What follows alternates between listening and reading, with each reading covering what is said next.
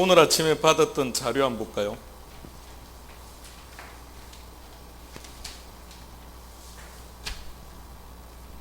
지난주에 우리가 공부했던 내용들입니다. 체크해 봅시다.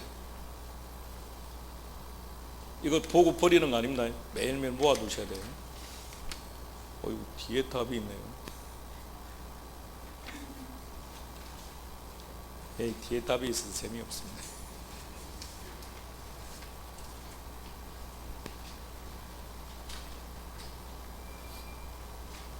시작해 봅시다.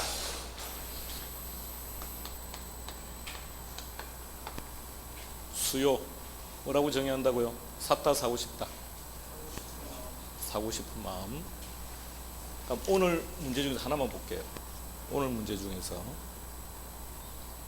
3번 문제 보시겠습니까? 유량의 수요량이라 그랬습니다. 유량이라고 했으니까 일정 기간은 맞죠. 그럼 수요는 샀다 사고 싶다. 사고 싶다가 되어야 되는데 지문을 보면 보유하고 있는이라고 되어 있네요. 거기 틀렸다고요. 보유하고 있는 이게 무슨 말이죠? 샀다. 그러니까 시험에서는 샀다 이렇게는 안 한다고요. 보유하고 있는. 그러니까 어떻게 바꿀까요? 보유하고자 하는. 보유하고자 하는. 자, 갑시다. 수요. 수요에 영향을 주는 요인. 수요에 영향을 주는 요인은 어떤 게 있다고요? 이걸 이제 부동산으로 갑시다. 우리 지금 일반적으로 이제 부동산 수요 이렇게 놓으니까. 그러니까 부동산 수요 그러면 부동산 가격 그리고 다른 부동산 가격, 소득, 금리, 주가, 인구수 등등등등 무수히 많은 게 있다. 근데 이 많은 요인들을 고려하면 도저히 수요를 설명하는 것은 불가능하다. 따라 딱 한 가지만 전제하자. 무엇과 무엇의 관계? 부동산 가격과 부동산 수요의 관계를 우리는 뭐라 불렀다? 그걸 수요 함수.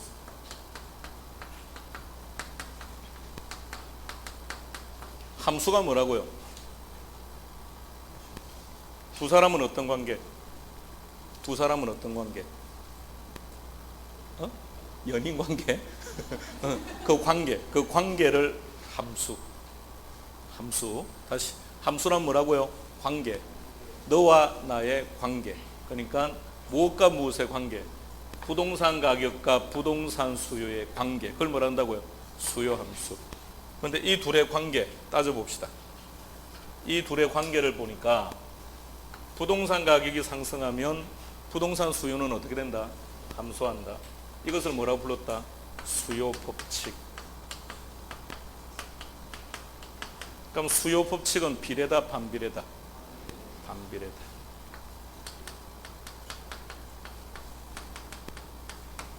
근데 무엇과 무엇의 관계가 반비례라고요? 부동산 가격과 부동산 수요의 관계, 부동산 가격과 부동산 수요량의 관계를 그림으로 나타낸 것을 수요곡선. 결과 수요곡선은 어떻게 만들어진다? 우하향.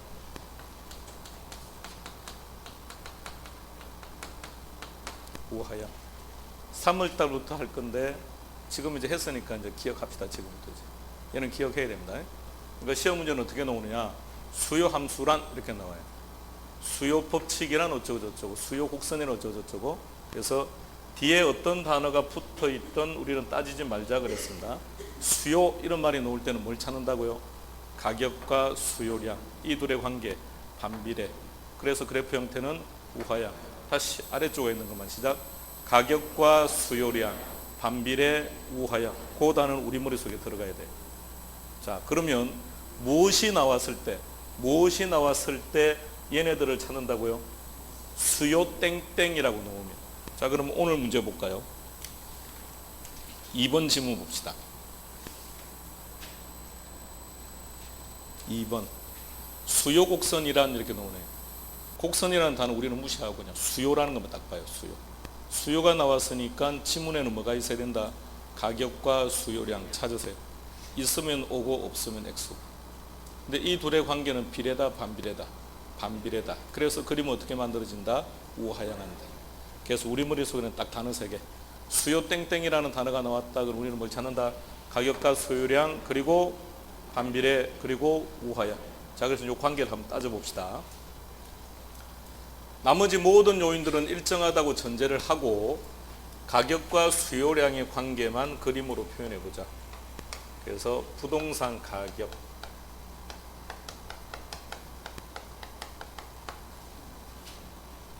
우리 시험에 이렇게 놓은 책이 있거든요.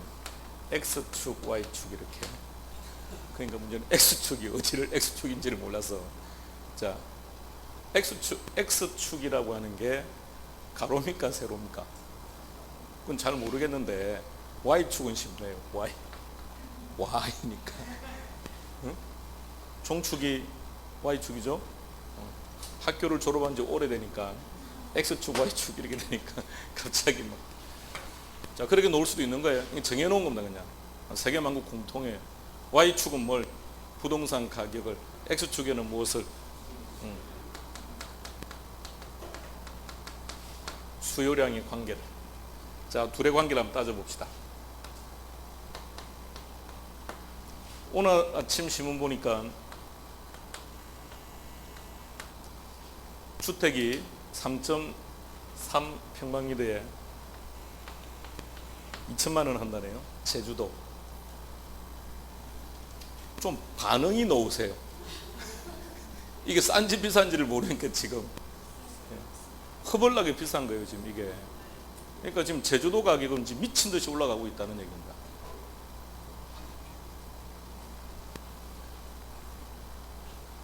자, 아파트 부동산 가격이 1,000만 원 한다고 전제합시다. 그랬을 때 소비자들이 10단위를 사려고 하더랍니다. 근데 가격이 상승했다 1,500. 그럼 수요량은 어떻게 된다? 감소한다. 나는 종전보다 적게 살려온다. 근데 가격이 500으로 하락했더니 종전보다 더 많은 양을 구입하기를 원한다. 1,500 하면 몇 채를 살려고 한다? 여기를 편의상 A점, B점, C점이라고 불렀을 때 A점, B점, C점의 이름을 뭐라고 표현한다? 수요량. 수요량의 경제학적인 정의는 주어진 가격 하에서 최대한 사고자는 양이다라는 건데, 혹시 해서 그러는데 하나는 기억해요. 최대라는 단어만. 주어진 가격 하에서 최대한 사고자 하는 양, 최대라는 단어만 기억하고 있어요. 그래서 우리는 이제 A, B, C점을 연결한다. A점, B점, C점을 연결하면 노란색과 같은 그림을 하나 만들어내는데, 이 그림의 이름을 수요 곡선이다 이렇게 불렀습니다. 수요자들의 소비 패턴을 나타내는 그림이다. 그래서 수요 곡선이다. 수요 그러면 디맨드라고 표현해서 그냥 우리는 D라고 표현했습니다. D제로 이렇게 합시다. 자, 노란색 그림은 비례 형태입니까? 반비례 형태입니까? 반비례. 그래서 다시 앞으로 되돌아가면 수요 법칙은 반비례고 그래프 형태는 우하향한다. 그대로 갖다 놓은 거예요. 그런데 그림이 이렇게 만들어진 이유를 다시 한번 잘 봅시다. 수요 곡선의 형태가 어떻게 만들어지는 겁니까? 좌측 상단에서 우측 하단으로 내려가는 우하향하는 형태를 취하는데, 왜 얘가 우하향을 하느냐? 이 자리에 부동산 가격을 대입했기 때문에 그래요. 그런데 부동산 수요에 영향을 주는 것은 가격만 있는 건 아니죠. 소득도 있고 금리도 있다 그랬죠. 그럼 이 자리에다가 소득을 대입해 보세요. 부동산 가격을 없애버리고 소득을 대입하세요. 그럼 소득과 수요량의 관계, 비례 반비례. 비례 반비례. 소득이 증가하면 수요량은 증가니까 비례 반비례, 비례. 그럼 그래프 형태는 우측으로 올라가야죠. 우상향하는 거예요. 금리도 영향을 줍니까? 그럼 이 자리에 금리를 대입해 보세요. 금리를 대입하면 어떻게 됩니까? 반비례하네요. 그럼 이 자리에 무엇을 갖다 넣느냐에 따라서 이 그림이 비례가 될 수도 있고 반비례가 될 수도 있다는 얘기죠. 그럼 수요 곡선은 무조건 우하향이라고 단정할 수가 없는 거 아닙니까? 그래서 경제학에서는 전제하기를 사회과학은 전제 조건이 많다고요. 나머지는 변하지 않는다. 나머지는 변하지 않고 일정하다고 전제하고 오로지 한 가지만 변한다고 전제하자. 무엇이 변한다? 부동산 가격. 그래서 무조건 수요라는 말만 붙으면 우리는 뭘 찾으라고요? 가격과 수요량만 찾는다는 얘기입니다. 그 둘의 관계는 반비례고 그래서 그래프 형태는 우향. 그럼 여기서 공급으로 바꿔보세요. 공급 함수, 공급 법칙, 공급 곡선을 바꿔보세요. 자, 이 자리에 공급을 집어넣읍시다. 그럼 여기는 뭐가 되면 될까요? 가격과 공급량이 되면 되겠죠. 그럼 둘의 관계는 가격이 상승하면 공급자는 유리하다, 불리하다? 유리하다. 그럼 둘의 관계는 어떤 관계? 비례 관계. 그러니까 비례라는 게 어떤 건지 생각해 봐요. 그럼 그래프 형태는 우, 상향. 이렇게. 그러니까 수요만 알고 있으면 공급은 자연스럽게 정리된다는 얘기예요. 공급은 구태 안 해도 괜찮아요. 100문제 출제되면 수요가 99문제, 공급이 1문제. 그리고 수요만 알고 있으면 공급은 그 반대로만 가버리면 되니까 크게 개의치 않아도 될 거예요. 자, 다시 그림 잘 봅니다. 그래서 이제 우리는 약속을 한 거예요. 그냥 항상 이 자리에는 뭘 갖다 넣자? 부동산 가격을 갖다 넣자. 그런데 이 가격은 변한다, 안 변한다? 변한다. 방금 1,500이 될 수도 있고 1,000이 될 수도 있고 500이 될 수도 있으니까. 그러면 1,500 하던 가격이 1,000이 되면 A점에서 소비하던 사람이 B점에서 소비하는 거죠. 우리는 그것을 뭐라고 불렀다? 수요량의 변화다. 뭐라고 정의한다고요? 수요 곡선상의 점의 이동. 그런데 수요량을 변화시키는 수요량의 변화 요인은 하나밖에 없다. 그게 뭐다? 당의 재화의 가격이다. 다시 그림을 다시 보세요. 그림을 보고 말하세요. 여기서는 당의 재화 가격이 뭐라고요? 부동산 가격. 그러니까 이 경우는 부동산 가격이 변하면 뭐가 변한다? 수요 곡선상의 점이 이동하는 수요량의 변화. 근데 부동산 가격 이외가 변하면 뭐가 변한다? 곡선 자체가 변한다. 곡선 자체가. 노란색에 있던 수요 곡선이 빨간색 쪽으로 움직일 수도 있고, 편의상 T1. 노란색 수요 곡선이 흰색으로 이동할 수도 있다. T2. 이번에는 곡선 자체가 움직였다, 그죠? 곡선 자체가 이동하는 경우를 수요 곡선의 변화. 근데 수요 곡선의 변화일 때는 이 단어를 생략합니다. 수요의 변화. 그럼 수요의 변화는 뭐라고 정의합니까? 수요 곡선 자체의 이동. 무엇 때문에 변한다? 당의 재화 가격 이외. 따라서 수요량의 변화와 수요의 변화를 구분하는 기준은 딱 하나밖에 없다. 그게 뭐다? 가격이다. 가격이 변하면 뭐가 변한다? 수요량이 변한다. 가격 이외가 변하면 뭐가 변한다? 수요가 변한다. 이거 좀 정리합시다. 문제 풉시다. 오늘 자료 6번 찾아보세요. 6번.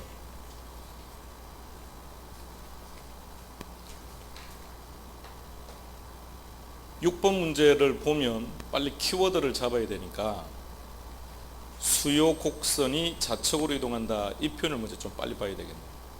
그러니까 수요 곡선이 좌측으로 이동한다라는 말을 보고 우리는 뭘 빨리 판단을 해야 되느냐. 이 지문은 수요량의 변화와 수요의 변화를 지금 구분하고 있구나. 그러면 그게 옳은 지문이 되려면 지문에는 뭐가 있으면 될까요? 가격 이외가 있으면 돼요. 지문에는 뭐가 있죠? 가격이 있네요. 따라서 동그라미 6번의 키워드는 뭐가 된다? 부동산 가격 동그라미. 부동산 가격 동그라미. 부동산 가격이 상승하면 당연히 수요량은 감소를 하겠죠. 이것은 수요 곡선이 좌측으로 가는 것이 아니라 뭐라고 표현할까요? 수요 곡선상의 점의 이동이라 그래야죠. 수요 곡선상의 점의 이동. 다음 9번 문제 결정하세요.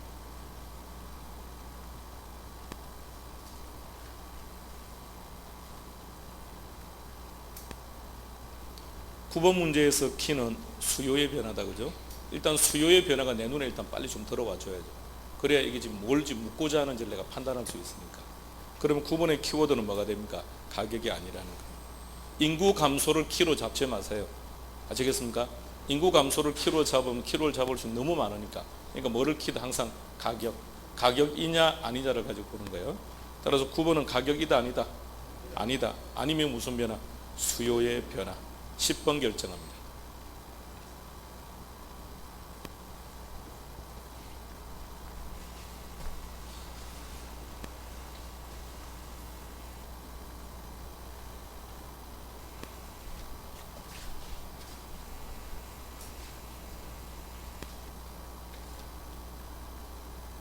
(10번은) 수요의 변화냐 수요량의 변화냐를 물어본 겁니다. 기준이 뭐라고요? 가격. 지문에 가격이 있으면 답은 수요량의 변화, 가격이 없으면 수요의 변화. 지문에 가격이 있다 없다? 없다. 동일 가격 수준이에요. 동일 가격 수준. 그 말은 무슨 말이죠? 가격에는 변화가 없다는 얘기예요. 가격이 변화가 없었는데도 변했다는 얘기는 가격 이외가 변했다는 뜻이니까 답은 무슨 변화? 수요의 변화. 11번 결정합시다. 무슨 변화? 수요의 변화. 맞는 말입니까? 오. 여기서는 이제 키워드가 수요 곡선의 이동으로 이렇게 말했으니까. 가장 기본적인 문제입니다. 기본적이라는 말은 쉽다는 말이 아니라 늘 온다는 얘기예요. 늘 기출되는 문제라고요. 늘 출제되는 문제니까 잘 정리하시기 바랍니다. 자, 그림 조금 더 봅시다. 그런데 칠판 그림처럼 동일한 가격 수준 1,000만 원을 기준으로 했을 때 기존에 있던 노란색 수요 곡선은 얼마나 사겠답니까? 10. 근데 곡선이 오른쪽으로 갔다 그럼 얼마를 산다고요? 더 많이. 따라서 노란색이 흰색으로 이동하면 표현은 뭐라고 한다고요? 우측으로 이동했다. 우측으로 이동했다. 의미는 무슨 뜻이다? 증가했다. 그럼 노란색이 흰색 쪽으로 갔다는 얘기는 수요가 감소했다는 뜻이니까 표현은요. 좌측. 좌하향 이런 표현 쓰지 말자 그랬습니다. 좌측 의미는 감소. 근데 먼저 하나 표현을 봅시다. 그림 잘 봐요. 노란색을 보세요. 노란색을. A점에서 B점으로 이동했답니다. 무슨 변화? 수요량의 변화입니까? 그럼 A점에 있을 때는 얼만큼 소비하겠답니까? B점에 있을 때는 얼만큼 소비하겠답니까? 자, 그럼 다시 보세요. 수요량의 변화는 수요량이 변한다. 이게 수요량이니까. 요 숫자가 수요량이니까. 맞는 말입니까? 예. 자, 그 다음 노란색이 빨간색으로 이동하는 것은 무슨 변화? 수요의 변화죠. 그림 잘 봐요. 노란색이 빨간색 쪽으로 이동하면 10개를 소비한다고 했는데 빨간색 쪽으로 오른쪽으로 가니까 종조보다 더 많이 소비한대요. 그러면 수요의 변화는 수요량이 변한다. 5. 수요량의 변화는 수요량이 변한다. 맞는 말이죠? 수요의 변화는 수요량이 변한다. 맞는 말입니다. 그럼 결론은 수요량의 변화이든 수요의 변화이든 수요량은 항상 변한다고. 그게 동그라미 8번에 있습니다. 8번. 동그라미 8번이 아니라 그냥 8번. 8번 찾았습니까? 읽고 갑시다. 시작.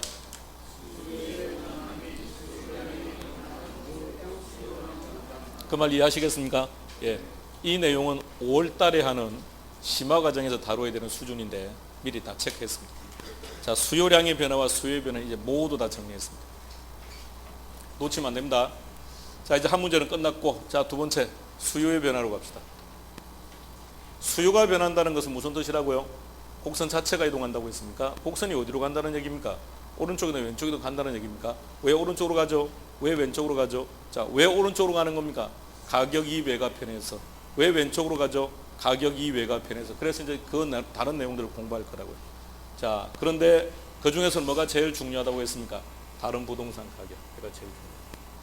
이걸 뭐라 부른다? 대체제. 또는 뭐라 한다고요?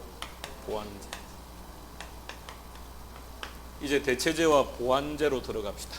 쉬었답니다. 몸 푸시죠. 머리 맑게 하세요.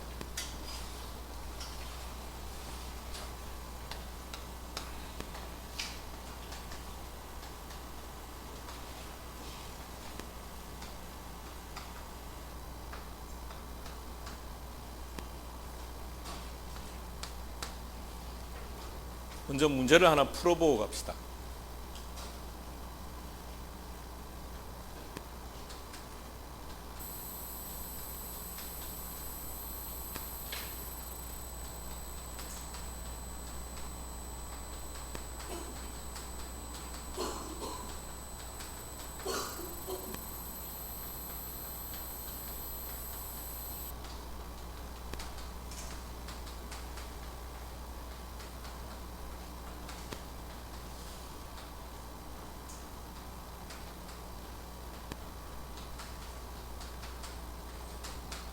빈 공란을 한번 채워보세요.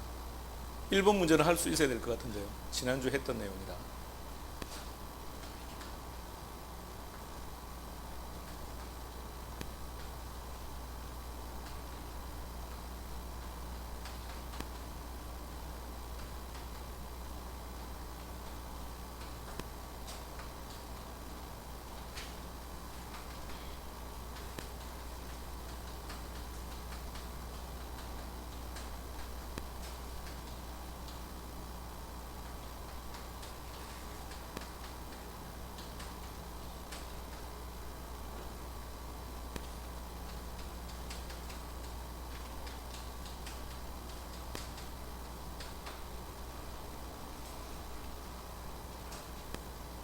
일단 말은 하지 맙시다. 풀어는 보세요.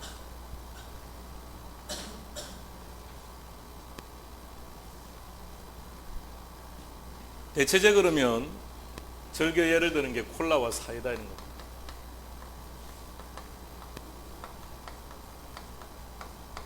콜라와 사이다의 관계.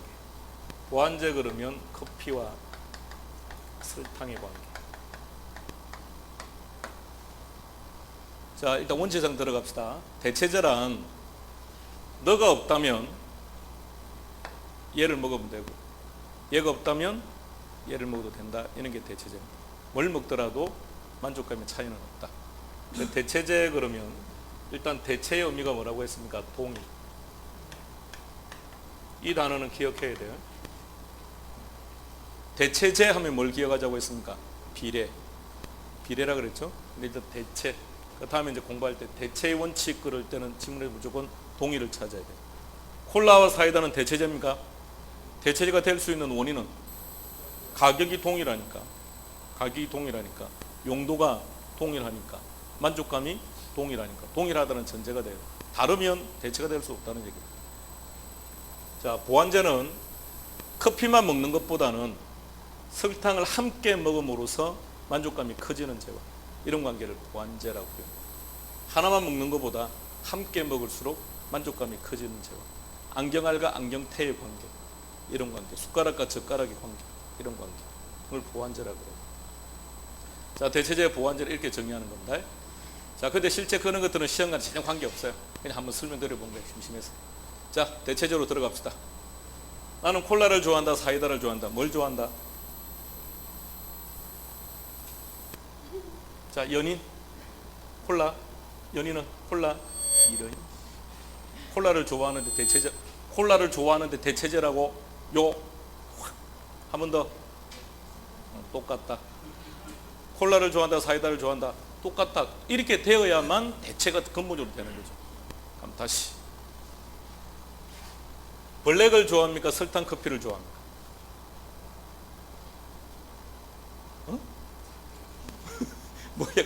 무슨 말이야. 표현을 정확하게 해야지. 자, 지금 우리는 나의 성향을 말하면 안 돼요. 경제학적인 마인드로 말을 해야죠. 경제학적인 마인드. 나는 블랙을 좋아한다. 커피 설탕을 좋아한다. 설탕 커피를 좋아한다. 누가 더 블랙이라 했습니까? 보완제는 얘만 먹는 것보다 같이 먹으면 만족감이 커지는 게 보완제라니까요. 그럼 나는 블랙을 좋아해요. 그 사람은 설탕을 먹으면 안 되지 않습니까? 그럼 보완제가 될 수가 없죠. 뭘 좋아한다? 설탕 커피. 이게 근본적인 전제라고요. 함께 먹을수록 만족감이 커지는 제와 이렇게. 자, 그럼 가봅시다. 콜라 가격이 상승하면 콜라 가격이 상승하면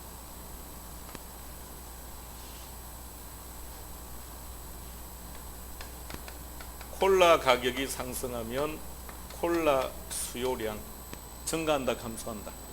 감소한다.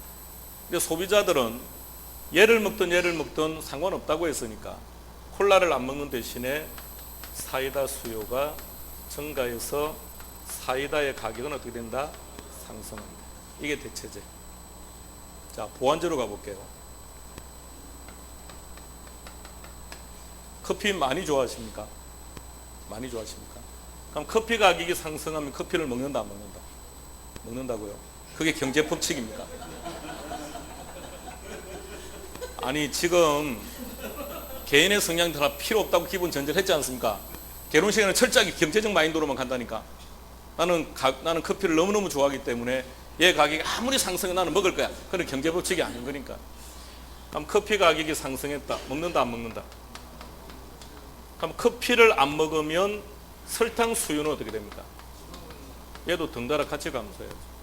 그럼 설탕 수요가 감소를 했으니까 설탕 가격은요? 하락하겠죠. 이게 보완제예요. 자, 근데 이제 우리 시험은 콜라 사이다 이렇게 놓는 게 아니겠죠. 아파트와 단독주택, 절겨 놓는 거예요. 또는 뭐 연립주택 이렇게. 자, 단 우리가 얘네들은 대체제입니다. 얘네들은 보완제입니다. 외우고 있으면 안 돼요. 출제자가 그냥 이 둘이 보완제라고 주면 그냥 보완제는 문제 풀 뿐이에요. 그러니까 우리는 시험 당일날 자 여기서 1번 문제에서 키워드는 뭡니까? 그냥 대체제입니다. 대체제. 얘가 키워드예요. 아파트 건물고 안 보는 거예요. 필요 없는 거예요. 그냥 대체제다. 그 순간 끝난 거예요. 다시 보완제는 딱히 좀 설명하기 좀 그렇긴 한데 이제 우리 시장에서 봅시다. 아파트를 많이 산다면 또는 아파트를 큰 평수를 산다면 당연히 거기에 부합된 토지 수요도 어떻게 될까요? 같이 증가하게 되어 있습니다. 그래서 보완제로 전제합시다. 이렇게 놓고 보면 자, 그래서 아파트 가격이 상승하면 아파트 수요는 감소하는 대신에 단독주택의 수요가 증가해서 단독주택 가격은 상승한다 이런 건데 자, 이제는 결론으로 바로 갈 겁니다. 이제는 다 무시한다. 다 무시하고 지난주에 했던 것처럼 대체제다. 대체제는 뭐다? 비례다. 이제부터 머릿속에는 대체제는 비례가 들어가야 돼요. 대체제는 뭐다? 비례다. 비례다. 무엇과 무엇이 가격과 가격 그리고 가격과 수요 암기하세요. 대체제는 뭐다? 비례.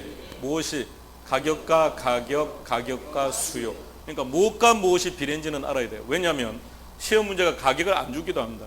수요를 주기도 해요. 그러니까 방금 이 문제에서 아파트 가격이 상승했다가 아니라 아파트 수요가 증가했습니다. 이렇게 줄 수도 있다고요. 그럴 때는 답이 달라져야 돼요. 보시는 것처럼 수요하고는 반비례죠. 일단은 신경 쓰지 마세요. 일단은 나중에 한 5월달이나 7월달 할 거니까 신경 쓰지 말고. 보완제는 뭐라고 기억하면 될까요? 반비례. 무엇과 무엇이 가격과 가격, 가격과 수요. 우리 머릿속에 이것만 들어갈 거예요. 자, 대체제, 보완제 마무리합니다. 자, 결과적으로 우리는 이것만 기억하고 답을 찾을 거예요. 다 같이 대체제는 뭐다? 비례. 보완제는 뭐다? 반비례. 무엇이 가격과 가격, 가격과 수요. 암기합시다.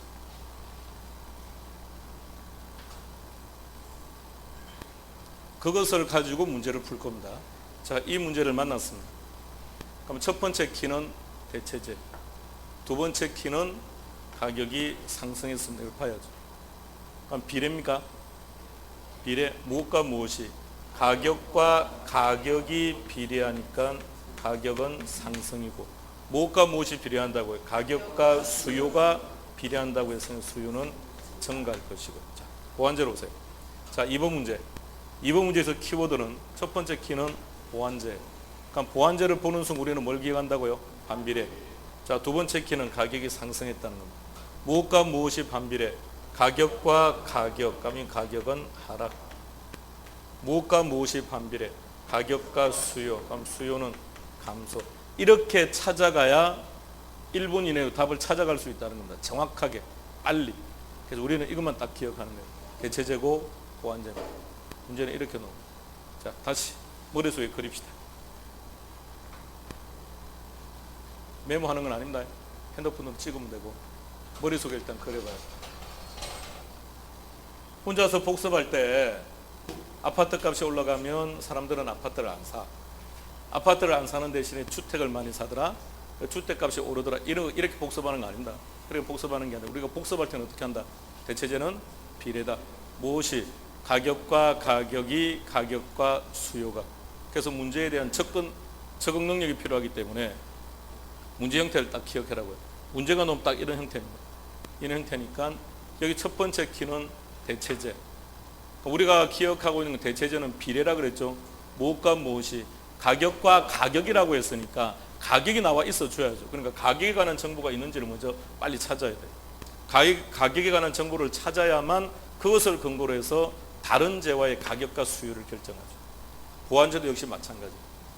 대체제는 비례다. 보완제는 반비례다. 기억합니다.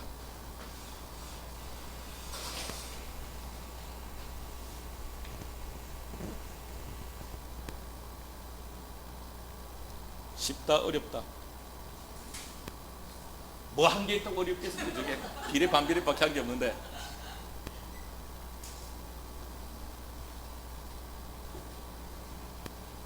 자, 하나 더 할 게 있습니다. 여기서 소득이라는 것 한번 볼까요? 소득이라고.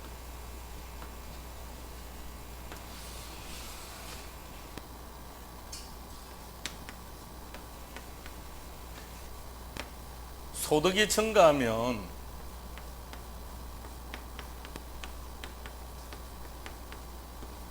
수요량이 증가합니까? 감소합니까?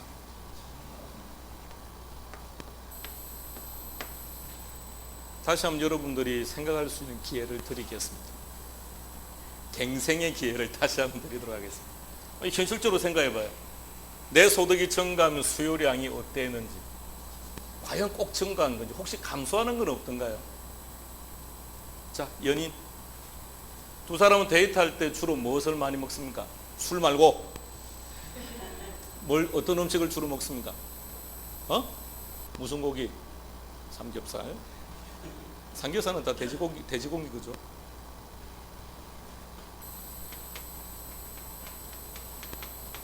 그럼 앞으로 별명은 돼지고기야. 그런데 용돈 받은 날은 어때요? 소고기도 먹습니까?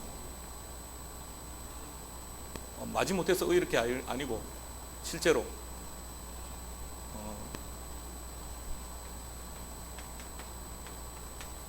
자, 그럼 전제해 봅시다. 그렇다고 전제하고, 자, 우리 막둥이 연인 두 사람이 평소에는 돼지고기를 즐겨 먹는데 용돈을 받는 날은 쇠고기를 먹는데요. 용돈을 받았다는 얘기는 소득이 증가했다는 뜻이네요. 그죠? 그럼 소득이 증가할 때는 소고기 수요량은 어떻게 됩니까? 증가하네요. 돼지고기 소비량은 감소하네요. 그럼 소득이 증가한다고 해서 무조건 수요량이 증가하는 것은 아니네. 소득이 증가할 때 수요량이 감소하는 재화도 있다는 얘기예요. 동의를 못 하시겠습니까? 응? 아니요, 우리 생활에서 늘 있는 겁니다. 네. 돈이 없을 때는 뭘 많이 먹습니까? 자, 학창 시절 생각해 보세요. 대학교 때 자취하신 분은 그래요. 라면요. 돈 없으면 맨날 라면만 먹고 있어요. 용돈 오는 날은요, 뷔페 가고요. 용돈 없는 날 다 떨어지면, 용돈은 보통 며칠 지나면 다 떨어집니까? 일주일 지나면 다 없죠. 그 다음에 라면만 계속 끓여 먹어야죠. 그러니까 라면 같은 거. 자, 이때 봅니다. 소득이 증가했을 때 소비량이 감소하는 재화, 이런 재화를 이렇게 부릅니다. 뭐라고 부른다고요? 열등제. 소득이 증가할 때 수요량이 증가하는 재화가 있습니다. 이런 재화를 우등재라고 표현합니다. 우등재. 자, 그럼 이제 우리는 어떻게 마무리할 거냐? 우등재 하면 비례로 기억할 거예요. 열등재 하면 반비례라고 기억할 겁니다. 단 무엇과 무엇이 비례인지 반비례인지는 알아야 돼요. 소득과 수요량. 자, 이런 경우입니다. 이렇게 놓으면 괜찮은데 반대로 놓으면 골치 아픕니다. 소득이 감소하면 라면 수요량이 어떻게 될까요? 증가해요. 네. 그러니까 소득이 감소한다고 수요량이 무조건 감소하는 거 아니에요. 소득이 감소했을 때 오히려 수요량이 증가하는 재화도 있다는, 그게 열등제예요. 열등제. 비례 반비례, 반비례. 그렇게 기억할 거예요. 우등제는 뭐다? 비례. 열등제는 뭐다? 반비례. 무엇과 무엇이? 소득과 수요량이. 대체제는 뭐다? 비례. 대체제는 비례. 무엇이? 가격과 가격, 가격과 수요량. 우등제는 뭐다? 비례. 우등제는 비례. 무엇이? 소득과 수요량. 그러니까 비례 반비례만 기억하고 있으면 안 돼요. 무엇과 무엇이 그런지는 정확하게 기억합시다. 이게 시험 문제입니다. 이게 시험 문제. 자, 여기까지 하면 여러분들은 두 문제를 맞출 수 있습니다. 수요량의 변화와 수요의 변화는 오늘 풀었던 문제 그것만 알면 돼요. 지금 거기에 최고 난이도 수준까지 다 언급을 해버리기 때문에 그 문제는 풀 수 있으면 되고, 두 번째가 수요의 변화인 경우 수요가 증가냐 감소냐의 문제인데, 결론 답은 대체제 보완제 아니면 우등제 열등제. 그러니까 둘 세트로 딱 묶어놔요. 우등제 열등제 세트로 묶어놓고 대체제 보완제 세트로 묶어놓고. 대체제는 뭐다? 비례다. 무엇이? 가격과 가격, 가격과 수요. 보완제는 뭐다? 반비례. 무엇이? 가격과 가격, 가격과 수요량. 자, 우등제 열등제로 갈게요. 우등제는 뭐다? 비례. 무엇이? 소득과 수요량이. 열등제는 반비례. 무엇이? 소득과 수요량이. 자, 그거 좀 기억합시다.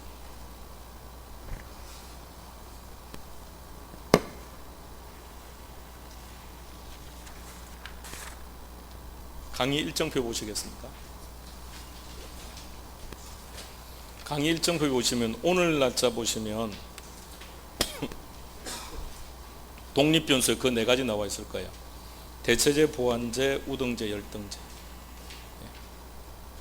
그 내용을 잘 기억하세요. 가장 핵심이 되는 것을 그 수업 계획서에 다 적어 놨으니까 수업 계획서를 보시면 오늘 한 내용 중에서 무엇이 가장 중요하구나라는 것을 알 수 있을 겁니다. 자, 여기까지 마무리합시다. 자, 다시 갑니다. 이제 결론만 가지고 정리할게요. 수요함수, 수요법칙, 수요곡선. 시작. 저게 우리 머릿속에 들어갈 때는 수요 땡땡으로 들어갈 겁니다. 시험 문제가 수요 땡땡, 요 땡땡 자리에 무엇이 들어가 있든 신경 쓰지 말고 수요 땡땡이 나왔다가 우리는 지문에서 뭘 찾는다? 가격과 수요량. 이게 조금 더 확장될 수 있습니다. 그럴 때는 그 다음에 뭘 찾는다고요? 반비례. 조금 더 확장되면 우하야. 저것밖에 없어요. 무조건. 이게 답이에요. 그것만 딱 기억하고 있으면 돼요. 수요 땡땡이 보인다. 그러면 답은 가격과 수요량, 그리고 반비례, 그리고 우하야. 그 세트를 딱 같이 묶어서 기억해요. 자, 그 다음. 여기서 우리는 두 가지를 구분해야 된다 그랬습니다. 수요량의 변화와 수요의 변화를 구분해야 되고, 두 번째는 수요가 변한다면 오른쪽이든 왼쪽이든 간다는 뜻이니까 왜 오른쪽으로 갔느냐, 왜 왼쪽으로 갔는지는 알아야 된다는 얘기입니다. 자, 그럼 정리합니다. 수요량의 변화와 수요의 변화를 구분하는 기준, 가격. 근데 일반적으로 보면 부동산 가격이 답이에요. 당해 재화 가격과 타 재화 가격이라는 것에 대한 구분 좀 하고요. 따라서 가격이 보이면 답은 수요량의 변화, 가격이 안 보이면 답은 수요의 변화. 수요량의 변화이든 수요의 변화이든 수요량은 변한다. 오, 그럼 다시 말하면 지문에 수요량이 변한다는 것을 가지고 무엇이 답이다를 결정할 수는 없다는 뜻이에요. 이해하시겠죠? 결론 둘 다 수요량은 변하는 거니까. 그러면 결론은 답을 결정하는 두 가지예요. 곡선상의 점의 이동이냐, 곡선 자체 이동이냐, 이것을 가지고 답을 결정할 수도 있는데 그건 너무 쉽고, 그래서 우리는 항상 가격에 포커스를 맞춘다고. 가격이 보이면 수요량의 변화, 가격이 안 보이면 수요의 변화. 두 번째, 곡선이 오른쪽으로 갔다. 의미는 증가. 자, 지금부터 오른쪽으로 이동시킵니다. 오른쪽으로 이동시키세요. 금리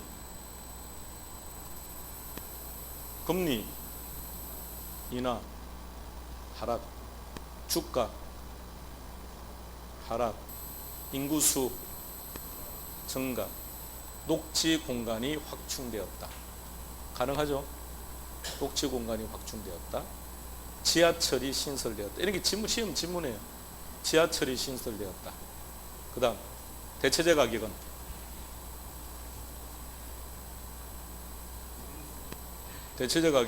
상승.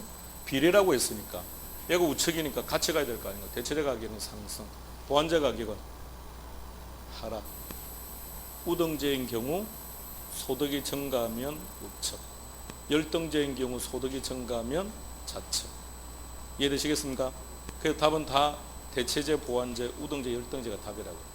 그 나머지 때문에 틀릴 이유가 없으니까 구분 잘 하셔야 됩니다. 자, 여기까지 수요 공급 마무리하겠습니다. 32페이지 갑시다. 우리 교과서 32페이지.